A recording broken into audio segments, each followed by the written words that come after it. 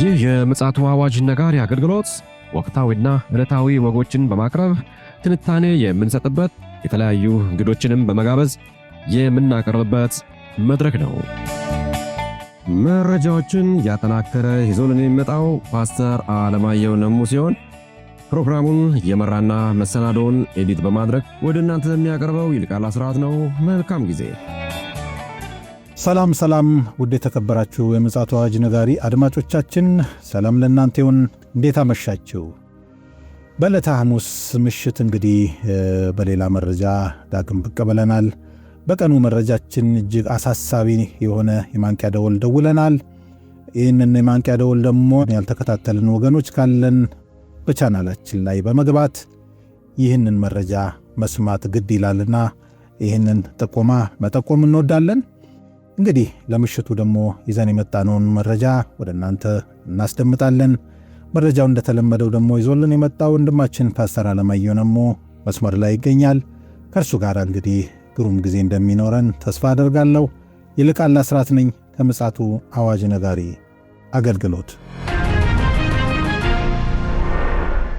ውድ አድማጮቻችን እንግዲህ ዓለማችን በርካታ ጉዳዮች የተደመጡባት ይገኛሉ።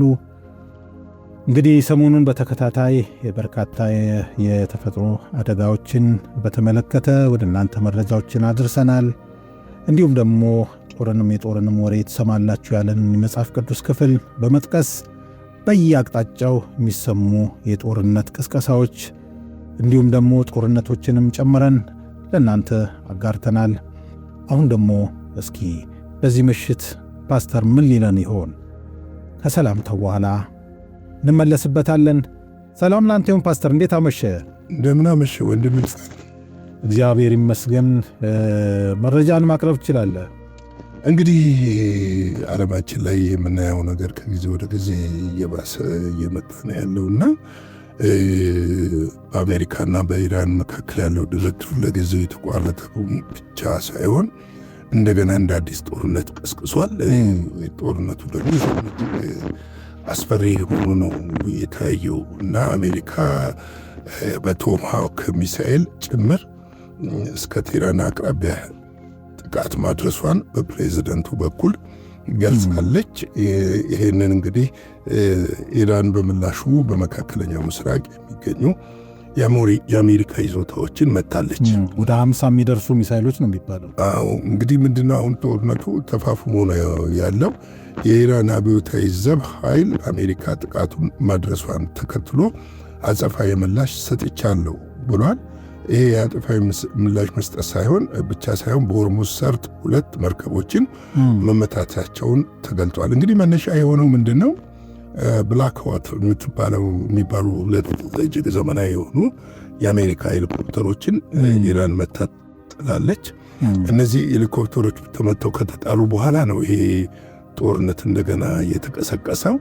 በእርግጥ ስምምነት እንደሌለ ይታወቅ ነበረ። ጄኔቭ ስዊዘርላንድ ጄኔቭ ላይ እየተደረገ የነበረው ድርድር እየከሸፈ እንደሆነ ታውቋል።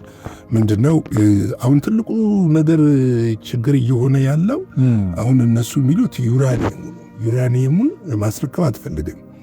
ማስረከሙን ከፈለገች ለቻይና ወይም ደግሞ ለሩሲያ ነው እሷ ማስረከብ የምትፈልገው።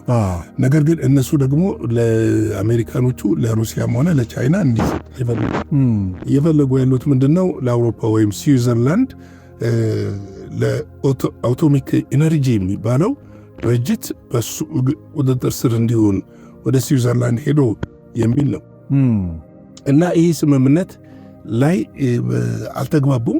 ሌላው ደግሞ ምንድነው አድማጮች እንዲያውቁ የምንፈልገው ጦርነቱ እስራኤል እንዲቆም አትፈልግም።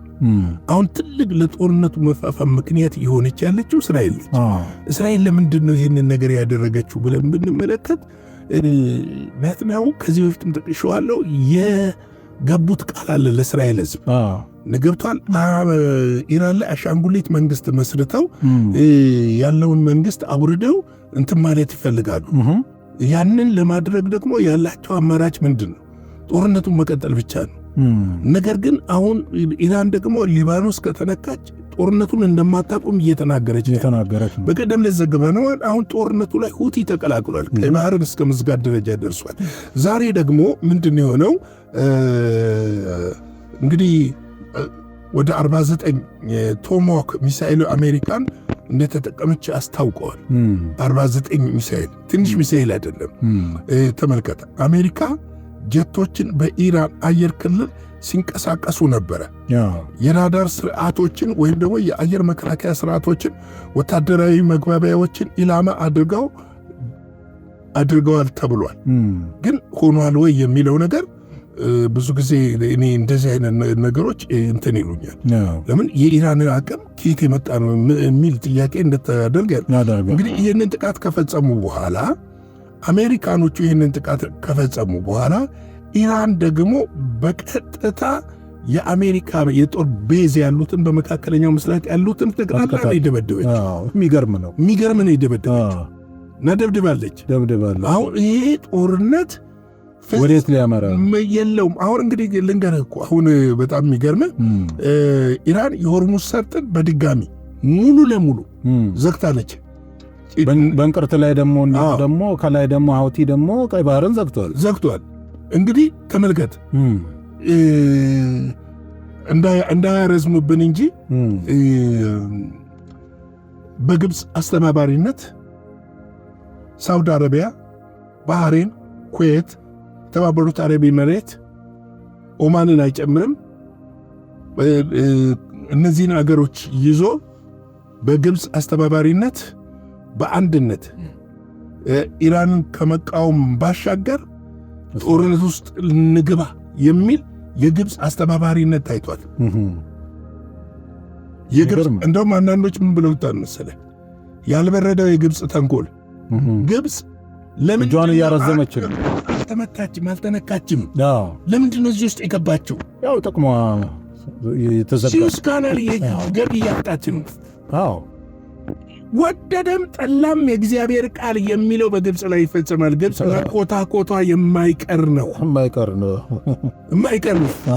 ስለዚህ አሁን ላይ ኢራን አሻግራ ግብፅንም ከመምታት ወደ ኋላ አትመለስም። ተመልከት፣ እንደው ምንድን ነው ያሉት? በአንድነት ያው ታውቃለህ፣ የግብፅ አየር ኃይል ኤሚሬት ውስጥ አለ ታውቃለህ። እና በአንድነት ሆነን እናጥቃ ነው። ካጠቁ ደግሞ አሁን እስካሁን ኢራን የምታጠቃው የአሜሪካ የጦር ቤዝና ጥቅሞችን ነው። በመቀጠል ግን የምታጠቃው መላ ሀገሮቹን ነው የምታጠቃቸው። ማንኛውንም የሀገሪቱ መሰረተ ልማት ልታወድም ትችላለች። አየህ የግብፅ ተንኮል በጣም እና ይህንን እስከ ማድረግ ደረጃ ደርሰዋል። እንግዲህ በዚህ መሰረት የኢራን ጦር የሆርሙዝን የባህር ዳርቻ ሙሉ በሙሉ እንዲዘጋ የወሰነ ሲሆን ነዳጅ ጫኝና የንግድ መርከቦች እንቅስቃሴ እንዲታገቱም ትዕዛዝ ሰጥቷል። እመታለሁ ብሏል። እነሱ ደግሞ ያደርጉታል። ከመምታት ወደኋላ አይመለሱም። ስለዚህ አሜሪካ በኢራን ላይ ጥቃት መፈጸሟን ተከትሎ የኢራን ጦር በአካባቢው በሚገኘው የአሜሪካ ኃይሎች ላይ የአጸፋ ጥቃት ሙሉ ለሙሉ እየፈጸመ ነው ያለ። ቅድም ስትናገር እስራኤል ይህን ጦርነት እንዲቆም አትፈልግም ስትል አንድ መረጃ ቀደም ብዬ አይቻለሁና የቀድሞ የእስራኤል መከላከያ ሚኒስትር በናታንያሁ የተባረሩት ማለት ነው። እሳቸው በጣም አደገኛ ሐሳብ ሰንዝረዋል። ምንድነው ያሉት? ተወደደም ተጠላም እስራኤል በኢራን ውስጥ ገብታ ዩራኒየሙን አፍና ይዛ መሄድ አለባት የሚል ድምጸት ያለው መልእክት አስተላልፈዋል። ስለዚህ ምን ትላለህ? ይሄ ነገር ይሆናል ወይስ አይሆንም? ይሄ ጦርነት አይቆምም። ከዚህ በፊት እኮ እኔ ተነጋግረናል። አሁን ለምሳሌ ባለፈው ዶናልድ ትራምፕ ሙሉ ለሙሉ እንደተስማሙና ጦርነቱ እንደሚቆም ከዚህ በኋላ ከኢራን ጋር በትብብር እንደሚሰሩ እየተናገሩ ነበር። እሳቸው ታስታውስ ከሆነ በቅርብ ራሱ ከአንድ ሁለት ቀንም በፊትም የጦርነት ከመጀመሩ በፊት ስምምነት ላይ ደርሰናል እየቋጨነው ነው የሚል ነገር አንስተው ነበር። ነገር ግን ቋጭውቶ ያልተቋጨም በጥሩ ሁኔታ እየሄደ ነበር ነው። የውጭ ጉዳይ ሚኒስትሩ ማርኮ ሩቢዮ ራሳቸው ወጥተው ይህንን ነገር ተናግረዋል። ግን እየሆነ አይደለም። ለምንድን የማይሆነው? ተገላቢጦሽ ነው። ለምንድን የማይሆነው? የማይሆንበት ምክንያት የእስራኤል ጣልቃ ገብነት ኖ ቃሉ ይፈጸም ዘንድ ነው። እውነት ቃሉ ይፈጸም ዘንድ። አሁን አረቦቹ በእስራኤል ላይ እንደሚነሱ አትጠራጠር። አሁን ግብፅ ለምንድን ነው የዚህ ጦርነት አለመቆም ምክንያት እስራኤል እንደሆነች ታውቃለች። ለምንድን ነው ታዲያ ኢራን ላይ ዘመቻ ለመክፈት የፈለገችበት ምክንያት? ከጥቅም አንጻር ነው አይደለ? አረቦቹ ግን ይህንን የሚፈልጉ ይመስልሃል? አይመስለኝም። ለምሳሌ በቅርብ አንድ ወር ቢሆነው ነው አባስ አራግቺ ኳታር ነበሩ፣ ኦማን ነበሩ። የኢራን ውጭ ጉዳይ ሚኒስትር ኳታር ነበሩ፣ ኦማን ነበሩ። ከሳውዲ ጋር በስልክ ተነጋግረዋል። ተመልከት። ዲፕሎማሲያዊ ግንኙነታቸውን አላቋረጡም እነዚህ ሰዎች። ስለዚህ አሁን ላይ ምንድነው የሚሆነው ወደፊት የሚለውን ነገር በጠይቀኝ የሚሆነው ነገር አሁን እስራኤል የምታስበው ነገር ይሆናል ወይ ብትለኝ ላይሆን ይችላል። ለምሳሌ አብርሃም አኮርድ ላይ እንደገና እንዲንሰራራ ይፈልጋሉ ዶናልድ ትራምፕ። ጦርነቱ እንዲቆም ይፈልጋሉ ዶናልድ ትራምፕ። ግን አልቆመም። አብርሃም አኮርድ ለመግባት እንዲፈጸም ከተፈለገ የፍልስጤም ዕውቅናን ትስጥ እስራኤል፣ ዌስት ባንክን ትልቀቅ የሚሉ ጥያቄዎች እየተነሱባት ነው። ተመልከት። እስራኤል ግን ቅድም እንዳነሳኸው የቀድሞ የመከላከያ ሚኒስትሩ ጦር ኃይል ኤታማዦር ሹም የነበሩት ምንድን ነው ያሉት? ገብቶሃል? እንትን ይዘጋጅ አይደለም ምንድን የሚባለው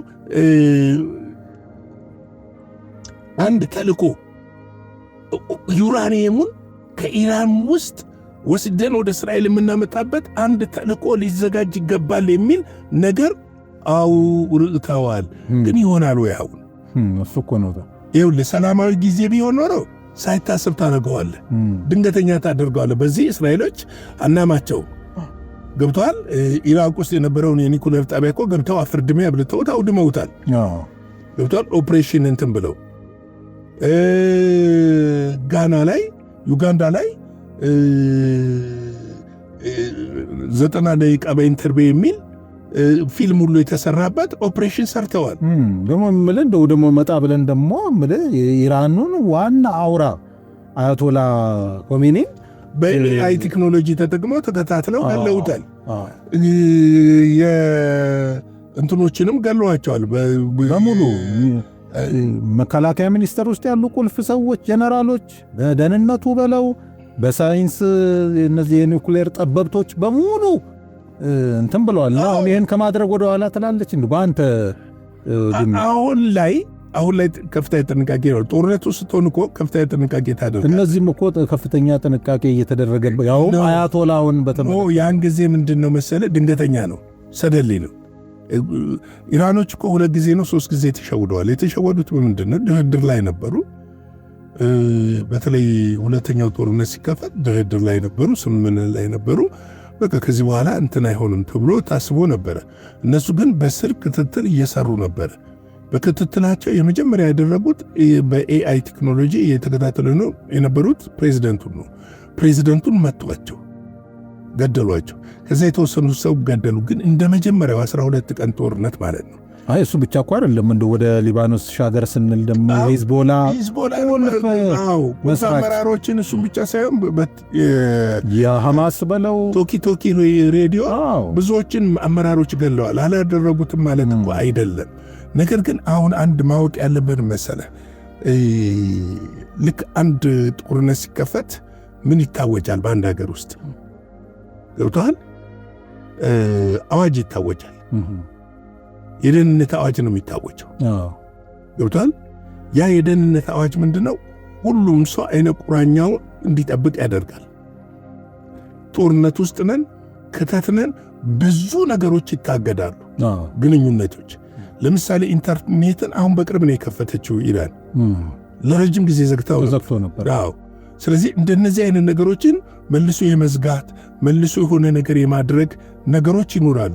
አሁን ላይ ደግሞ ዩራኒየሙ የት እንዳለ አይታወቅም። እኔ ልል የፈለግኩት እንደው ሆነ ብንል ይህን ነገር እስራኤል አድርጋው ቢሆን ይሄ የተፈራው የጎግ ማጎግ ጦርነት ወደ እስራኤል ላይ ያነጣጠረ ሊሆን አይችልም። ለዛ በር ሊከፍት አይችልም። በደንብ ይችላል። ግን አሁን ለማድረግ ራሱ ዩራኒየሙ አገር ውስጥ አለ ወይ የሚል አሁን ብዙ ሰዎች የሚስማሙበትን ነገር ልንገርህ። ብዙ ምሁራኖች፣ የአሜሪካ ምሁራኖች ሳይቀሩ ዩራኒየሙ ኒኩለር ተሰርቶበታል እያሉ ኒኩለር ሰርታለች ይላል። በቃ አሜሪካኖች ለምን እንዴት ይፋ ታደርጋለህ? ይፋ ስታደርግ ነው እኮ ምን ልትጠቀም አይደለም። ይፋ አታደርገውም። ይፋ የማታደርግበት ምክንያት ልትመታ ትችላለች። ይፋ ካረክማ አለህ እኮ አንድ አደጋ ቢደርስ ምንድነው አንተ ራስህ በኒኩለር ትወድማለህ። ይፋ አንዳንድ ጊዜ እኮ ይፋ የሚደረግ ወታደራዊ መረጃዎች አሉ፣ ይፋ የማይደረጉ ወታደራዊ መረጃዎች አሉ። ስለዚህ ይፋ ያላደረገችበት ምክንያት የራሱ አለት። እንግዲህ ከአሜሪካ ጥቃት በኋላ የኢራን ጦር በኩዌት፣ ባህሬን፣ ዮርዳኖስ በሚገኘው የጦር ሰፈሮች ኢላማ ማድረጉን ተገልጿል። የአሜሪካ ማዕከላዊ ዕዝ ቀደም ሲል በኢራን ውስጥ ባሉ በርካታ ኢላማዎች ላይ ጥቃት የፈጸመ ሲሆን ጥቃቱ ራሱን ለመከላከል ያለመ ነው ሲል ገልጿል። ፕሬዚደንት ዶናልድ ትራምፕ ወታደሮቻችን ኢራን ለማጥቃት በዝግጅት ላይ መሆናቸውን ጠቁመዋል። እነዚህ ቦታ የተመቱ ቦታዎች ልብ ትላለህ። ዮርዳኖስ ከፍተኛ የሰራዊት ክምችት እያደረጉ በእግረኛ በሜካናይዝድና በእግረኛ ለመግባት እየተዘጋጁ ያሉበት ቦታ ነው። ከፍተኛ ዝግጅት እያደረጉ ያሉበት ቦታ ነው። እነዚህ በተለይ ዮርዳኖስ ከኢራቅ ራሱ ሰራዊታቸውን አውጥተው ዮርዳኖስ ከተዋል። እንደገና ደግሞ ከማዳጋስካር ደሴት ራሱ አምጥተው ከሌላም ቦታ አንድ ኮማንዶ ክፍለ ጦር አምጥተው ወደዛ አስጠግተዋል። ምናልባት እነዚህን ነገሮች ለማድረግ ሊሆን ይችላል። የኢራን መገናኛ ብዙሃን የወደብ ከተማ ባንዲራ አባስ ቃሺም ደሴትና ከቴህራን በስተምዕራብ በሚገኘው ሳሪክ፣ ሚናብ፣ አንክራጂ ደቡባዊ ከተሞች ላይ ጥቃት መሰንዘሩን ዘግበዋል። በሌላ በኩል የእስራኤል ጦር በሊባኖስ ላይ የሚፈጽመውን ጥቃት የቀጠለ ሲሆን በሀገሪቱ ደቡብና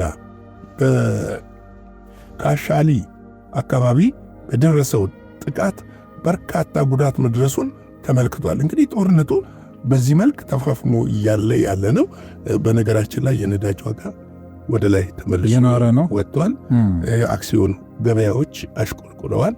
የዓለም ኢኮኖሚ በእንደዚህ አይነት መልክ አሁን በቀደምነት አንድ ፕሮፌሰር ሲናገሩ የሰማኋቸው አልጀዚራ ላይ በእንደዚህ መልክ ይህን 2 ወር የሚቀጥል ከሆነ የዓለም ኢኮኖሚ በአደገኛ ሁኔታ ይሽመደመዳል የሚል ነገር አንስተዋል። እና ይህንን ለመታደግ የአይኤምኤፍ እና የወርልድ ባንክ ኢኮኖሚስቶች ጥናት እያካሄዱ ነው የሚል ነው። በተለይ ታዳጊ ሀገሮች ኢኮኖሚያቸው ክፉኛ በማደግ ላይ ያሉ ሀገሮች ክፉኛ ኢኮኖሚያቸው የሚጎዳ እና ወደኋላ የመመለስ ነገር ይመጣል የሚል ስጋትም አለ። እንግዲህ እነዚህ ጦርነቶች ተፈላጊ አይደሉም፣ ነገር ግን ሊሆኑ ግድ ናቸው። በመጨረሻው ዘመን የምንሰማቸው ነገሮች በጣም አጸያፊ እንደሚሆኑ፣ ከባድ እንደሚሆኑ መጽሐፍ ቅዱስ ነው የሚነግረን። እኛ ግን በዛ ውስጥ ጥበቃ አለን። እኛ ግን በዛ ውስጥ ምሕረት ያደረገልናለን። እኛ ግን በዛ ውስጥ ቸርነቱን እናያለን። እኛ ግን በዛ ውስጥ ዓይናችንን በተሰቀለው በክርስቶስ ኢየሱስ መስቀል ላይ አድርገን የእግዚአብሔርን ምሕረትና ቸርነትን እንጠብቅላለሁ። ሻሎም። እግዚአብሔር አብስቶ ይባርክ ፓስተር። በጣም ትልቅ ነጥብ ነው ያስቀመጥክልን። እንግዲህ ጆሮ ያለው ልብ ብሎ ሊያዳምጠውና ከመንፈሱ ጋር በማዋሃድ የጥንቃቄ እርምጃ እንዲወስድ የሚያስደርግ ትልቅ መልእክት ነው ያስተላለፍክልን። እንግዲህ ውድ አድማጮቻችን የዓለማችን ወቅታዊ ጉዳይ እየጨመረ ነው እንጂ እየቀነሰ እንደማይሄድ የሚያስገነዝብ መረጃ ነው ያደመጥነው። ነገሮች ሁሉ ወደ ድምዳሜያቸው እየፈጠኑ ነው ያሉትና የት ቦታ ላይ ቆመናል የሚለውን ጥያቄ ለእያንዳንዳችን በመተው እንግዲህ ለዛሬ አርብ ምሽት ይዘን የመጣ ነው መረጃችን ይህን ይመስላል። በቀኑም በዚሁም በምሽቱም ደግሞ መረጃዎችን አደራጅቶ ያነቃን የመጣው ወንድማችን ፓስተር አለማየሁ ነሞ ነው። እኔም ፕሮግራም በመምራት አብሬያችሁ ነበርኩኝ። በነገው ዕለት እስክንገናኝ ድረስ መልካም ጊዜ ይሆንላችሁ። ሻሎም። ለዛሬ ይዘን የመጣነው ወቅታዊ መረጃ ይህንን ይመስል ነበረ። በሌላ ጊዜ በሌላ መሰናዶ እስከምንገናኝ ሰላም ለእናንተ ይሁን።